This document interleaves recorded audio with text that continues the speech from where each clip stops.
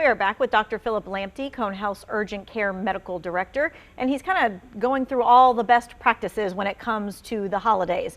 So let's get to that. Eat, drink, and be merry. Cheers to the new year. I mean, you hear it all the time, but let's talk about alcohol consumption and what you as a doctor want us to keep in mind.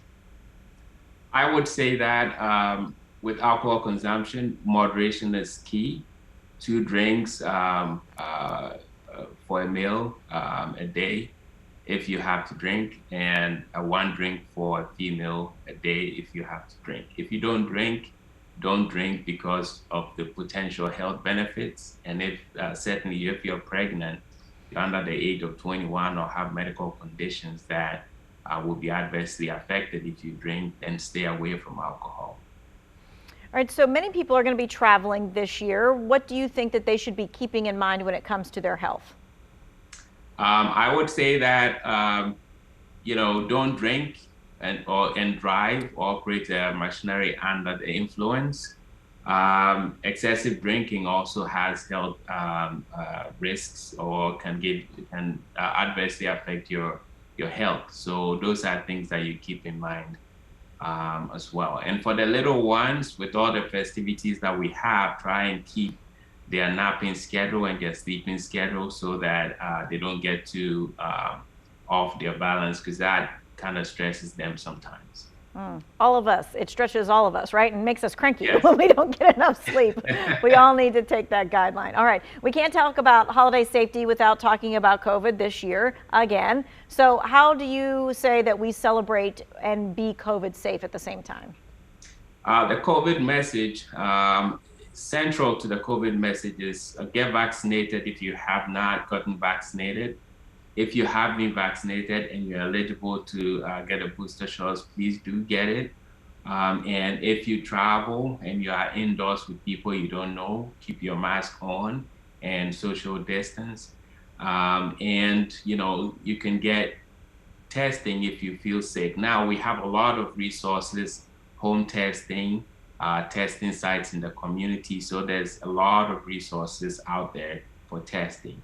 If you feel sick, get tested, and that is the best way to protect yourself and your family from the spread of COVID-19.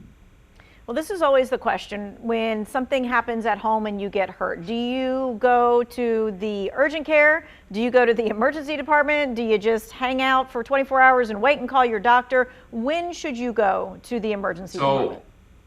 So if you have a life-threatening condition, somebody who has severe chest pain, is having significant difficulty breathing, those are things that, or is acting very confused or cannot move some of his body parts.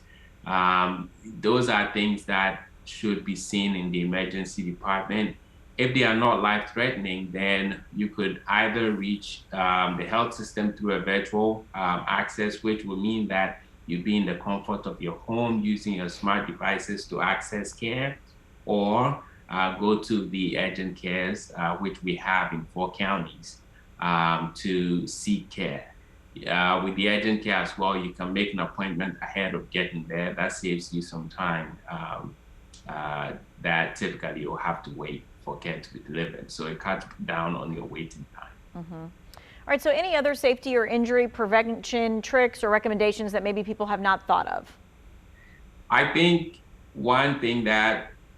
a couple of things that I would say, if you're buying presents, you should always think about safety as well. So let's say you're buying a skateboard, you're buying a bicycle for your kids. Just make sure you add a helmet to it, because that always gives some safety to them should they fall.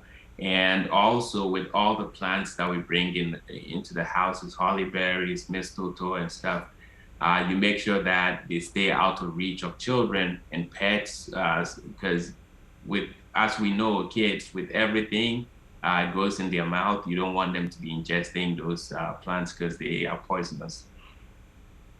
All right, and one last thing, when we want to go back to the choking thing just kind of quickly. If someone is choking at home, should they call 911 immediately, or should they actually get to the person and try and do something?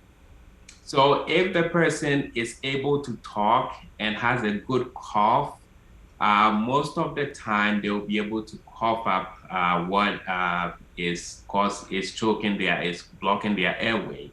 In those kind of cases, you don't need to do any maneuvers, but if you feel like they're still not able to clear up their throat, then, or if they're not able to clear up their throat and they suddenly lose their voice or begin to lose consciousness, you need to call 911 or let somebody there call 911 and immediately start helping them. If they can't breathe, they can't talk, or they have a muffled speech, or they suddenly lose consciousness, somebody around calls 911 and you immediately start helping them to try and relieve the obstruction. Okay. All right. Well, thank you for your time and your expertise. We appreciate it. And of course, we're hoping for safe holidays for everyone. If you missed any of this, you can find the information on our website, WFMYnews2.com.